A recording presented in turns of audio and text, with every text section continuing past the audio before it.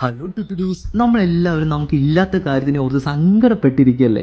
അതിന് പകരം നമ്മുടെ കയ്യിൽ എന്തുണ്ട് അതിനെ ഓർത്തൊന്ന് സന്തോഷിച്ച് അഭിമാനത്തോടൊന്നിരുന്നേ, എല്ലാം ശരിയാവുന്നേ.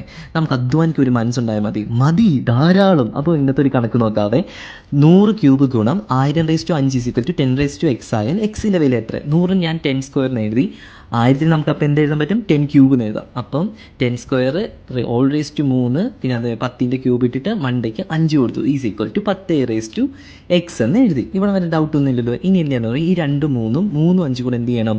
നമ്മൾ ഗുണിക്കണം. 2 3 ഗുണിക്കുമ്പോൾ 6, 10 എഴുതി. 3 5 കൂടെ ഗുണിക്കുമ്പോൾ 15 ഈസ് ഈക്വൽ ടു 10x എന്ന് എഴുതാം. ഇവിടെ വരെ ഡൗട്ടൊന്നും ഇല്ലല്ലോ. ടുട്ടുടു. ഇപ്പം നമ്മളൊരു ഐഡൻറ്റിറ്റി വന്ന് കിടക്കുക, a/m × a/n എന്ന് വെച്ചാൽ എന്താണ്? a/m+n ബേസ് ഈക്വൽ അല്ലേ? 10 10 അല്ലേ? അപ്പം മുകളിലുള്ള പവർ തമ്മിൽ കൂട്ടിയാൽ മതി.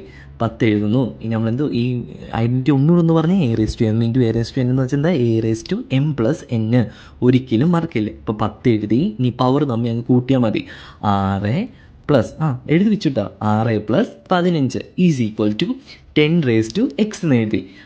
ഇനി നമുക്ക് എന്താ കണ്ടുപിടിക്കുക? എക്സിൻ്റെ വില കണ്ടുപിടിക്കാൻ പവർ ബേസ് ഈക്വൽ ആയതുകൊണ്ട് പവർ തമ്മിൽ നമ്മൾ ഇക്വേറ്റ് ചെയ്യുക. അപ്പോൾ എത്രയാണ്? 15ഉം 6ഉം കൂടെ കൂട്ടുമ്പോൾ 21 കിട്ടും. നമ്മൾ 21 ഉണ്ടോ നോക്കി, നമ്മുടെ ഓപ്ഷൻ 21 ഉണ്ടോ എന്നൊന്ന് കണ്ണ് തുറന്ന് നോക്കിക്കേ.